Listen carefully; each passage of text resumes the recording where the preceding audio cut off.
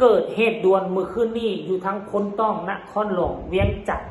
เกิดเหตุหม้อแปลงระเบิดไฟไหม้ลุกลามหลายห้อยแมตกราบทักทายสบายดี FC ทุกท่าน FC ทุกคน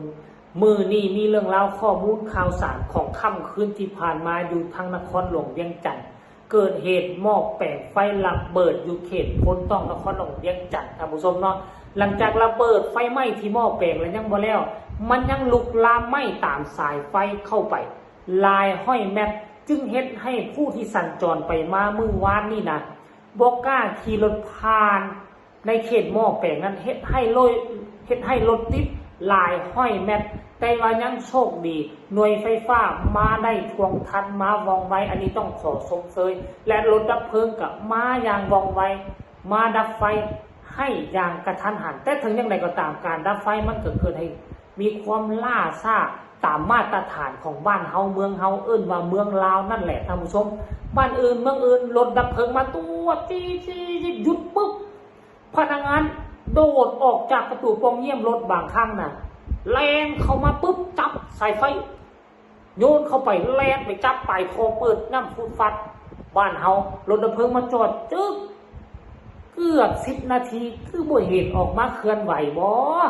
พนักงานดับเพลิงก็ได้เว้าแล้วก็สิว่ามึงไปดับเองซะบางครั้งมันเป็นแนวนี้ท่านผู้ชมเนาะคันบ่เชื่อให้พวกเจ้าไปเบิ่งคลิปนี้กับตาสากลว่ามันสิเป็นแนวใดแล้วจึงมาพ้อกันในช่วงต่อไป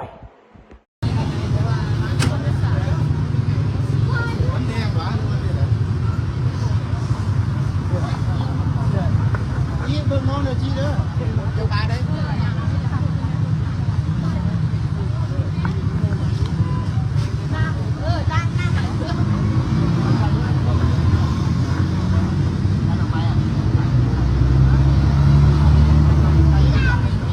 เลข2 บาทเนาะว่าจังแน่นี่คุณเครื่องค่อยๆเด้อคนขึ้นรถเรา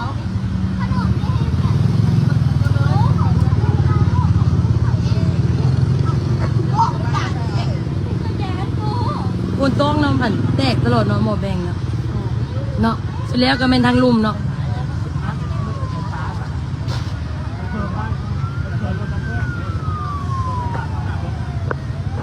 กูได้น้ำมันไม่ไปฮอดหมอแบงอยู่อันวงเวียนเลยเมื่อกี้นี้ดับทัน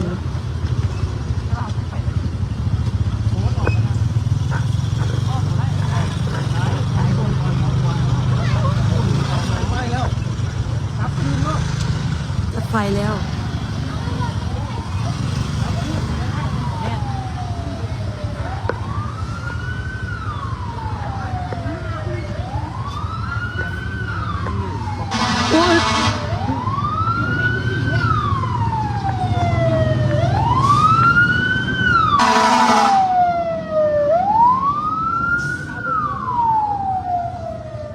รถดับเพลิง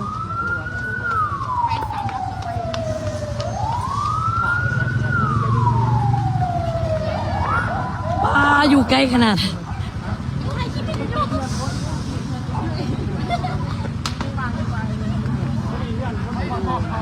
แต่ย่านดำเลยเด้อแถวบนตองเลข2 บาท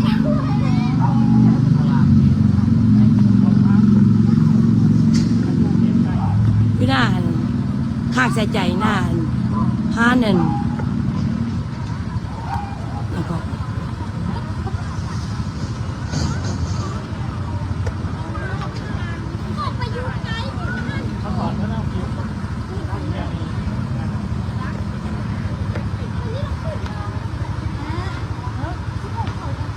ดูอันนั้น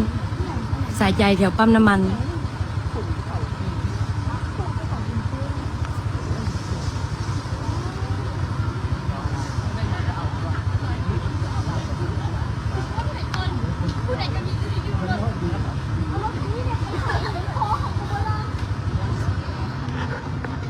ดับมาเลยแถวบนโต๊ะนี่นะ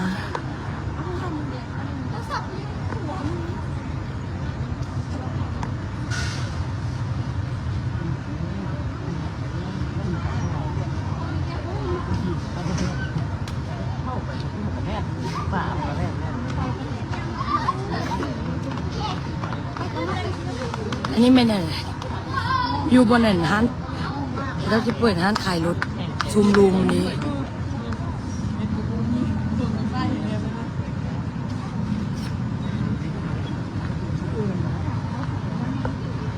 อยากได้บ่แล้วเราไปพักหน่อยให้เราไปพักหน่อย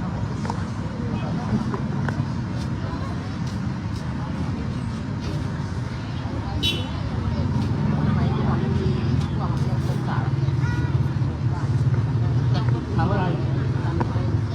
เอากลับไปนะ จนฮ้อนอยู่ใกล้ขนาดนี้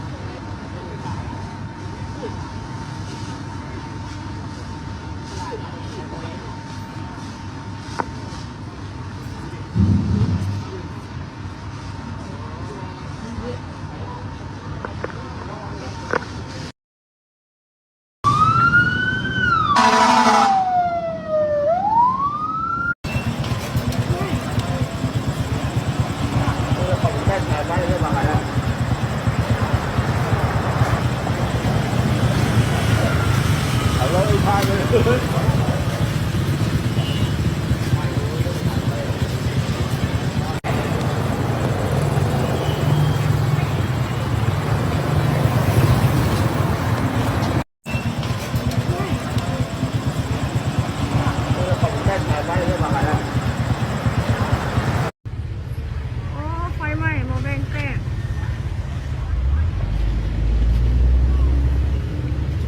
เวียนทางคนต้องเด้อพี่น้องเด้อ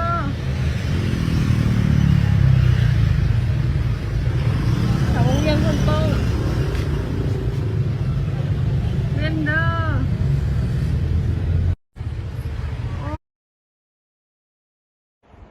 เป็นจังไหนทานผู้ชมทีแรกค่อยก็คิดว่าอันเจ้าพวกเจ้าจะไปจอดรถเบิ่งเห็นหยังไฟไหม้พวกเจ้าบ่เคยเห็นบ่มาสังเกตไปสังเกตมาแล้วแม่น